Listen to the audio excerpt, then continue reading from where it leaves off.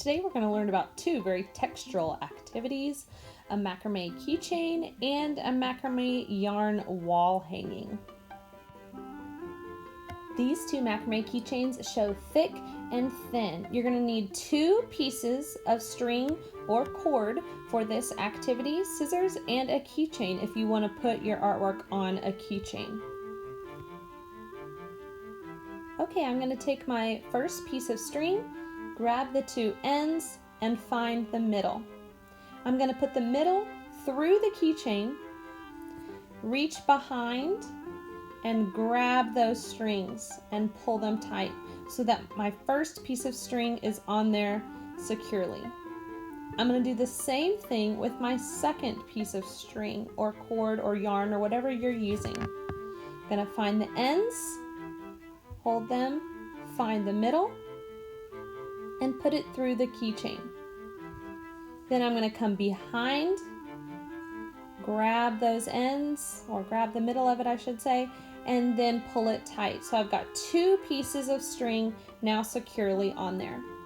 Even though we've got two long pieces of string, it kind of looks like four pieces. I'm going to make the number 4 here. Then I'm going to take my fourth piece of string and lay it on top of all the others. I'm going to grab that same string, go through the loop that's on the left side, and then pull these tight. It kind of looks like the knot that I make when I'm trying to tie my shoe at the very beginning. Then I'm going to straighten out those 4 pieces and do the same thing, but I'm going to make a backwards 4 this time. I'm laying it on there, and I'm going to grab the first piece of string and lay that one on the top this time. Grabbing that first piece of string, and I'm going to go through the loop that I created before, and then I'm going to pull it tight. This created what we call a square knot. It's a regular 4 and then a backwards 4. Now we're going to repeat it. I'm going to take that first string and make a 4, the last string, lay it on top, and then grab that last string and go up and through the hole that I made and tighten it up. So I've made my regular 4 first. Now I'm going to make the backwards 4. Take my last string, make the backwards 4, first string on top, then that first string is going to go through the hole that I had made, and then I'll tighten it. So a frontwards 4, then a backwards 4 for our square knot. Now I've made 2 square knots. Okay, now that you've seen me make a couple square knots already, I'm going to continue making square knots all the way down my keychain. But if you need to see the square knots again in slower motion, you can always go back a little bit in the video. So remember, for those square knots, you make a regular 4 using the first string. The last one goes through the loop and tighten it up. Then you make a backwards 4 with the 4th string. The first one goes over and through that loop and tighten it up. You just continue this all the way down your keychain until your edges are as long as you want them to be.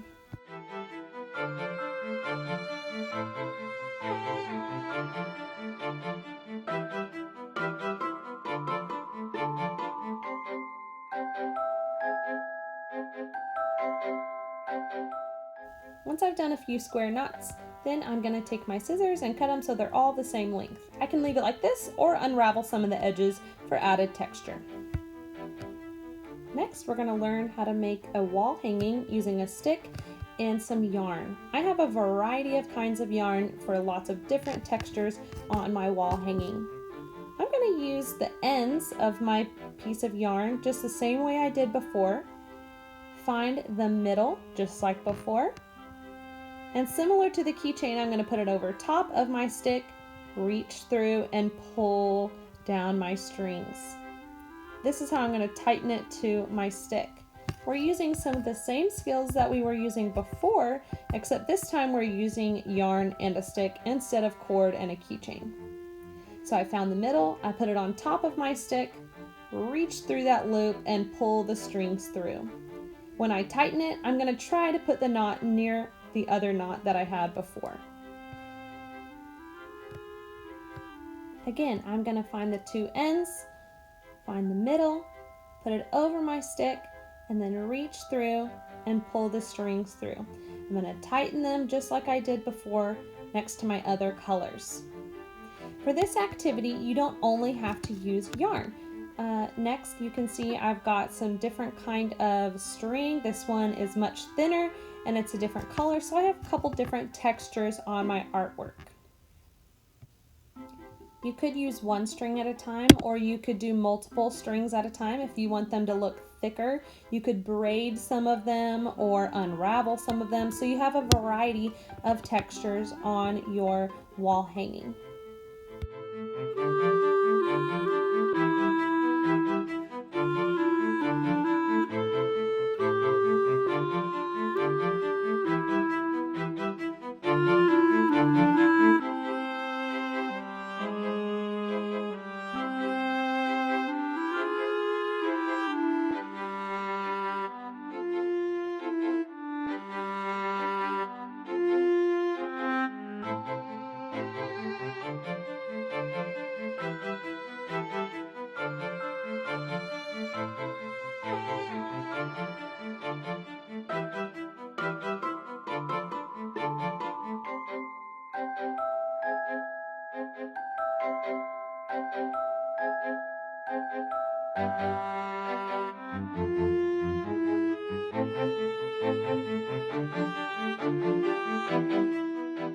Now it's time to trim. You could go straight across or in the shape of a V or a curve, whatever you think would be best for your wall hanging.